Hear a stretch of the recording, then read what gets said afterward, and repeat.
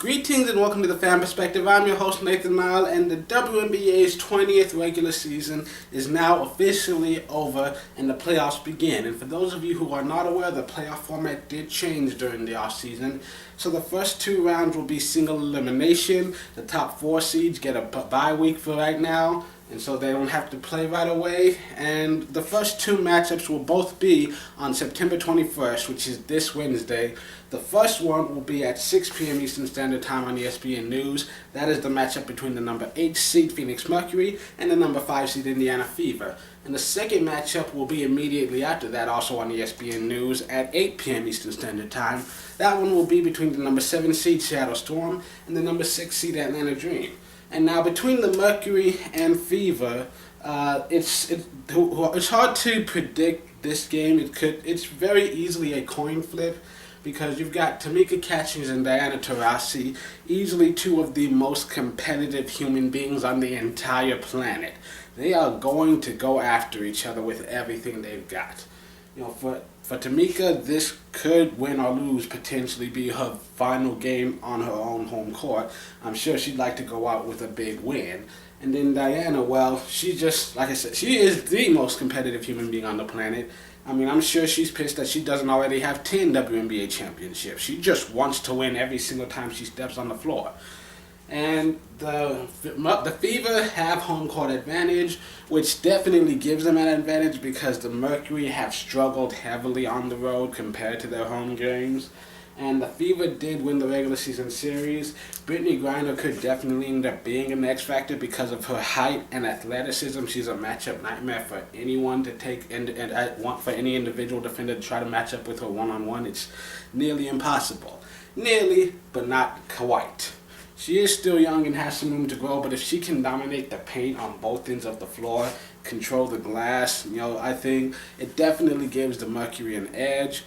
But going into this, I feel more confident in seeing the Fever come away with this win.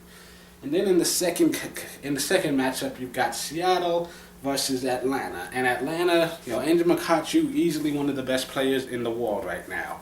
And ever since she came in, the Dream have pretty much every single season gone to the conference finals. But there are no conference finals this year. The conferences are basically done away with. Now, these past 2 years, they've been so inconsistent, and it's hard to predict what'll happen next.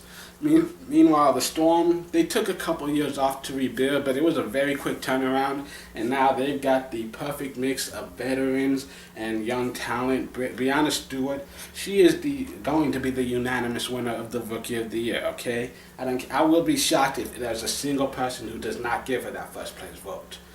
You've got Jewel Lloyd, who has developed into an incredible playmaker. Sue Bird, if she continues playing at the pace that she's on, she really only needs one more season and she will become the all-time leader in career assist.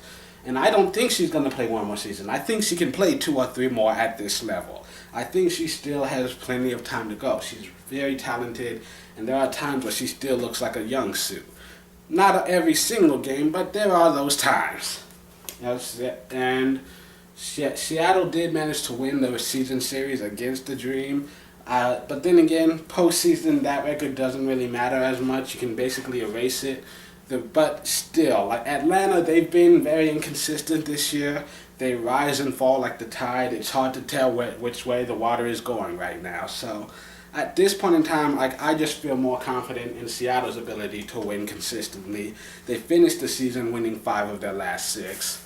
And that's how they were able to fight into the 7th seed. And so, for me, I expect Seattle to take home this one.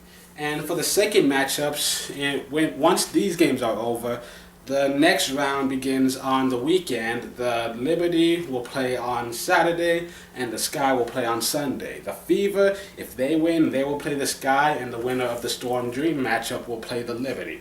But if the Mercury win, they will play the Liberty, and the winner of the Storm Dream matchup will play the Sky. And so I will probably do this next video either Friday, possibly Saturday morning, and I will briefly recap the winners of these first 2 games, and then talk about who I think will win those next 2 games. So Until the next time you see me, I am Nathan Now. This has been the Fan Perspective, and it's playoffs time, baby. I hope you're ready. I am going to enjoy this.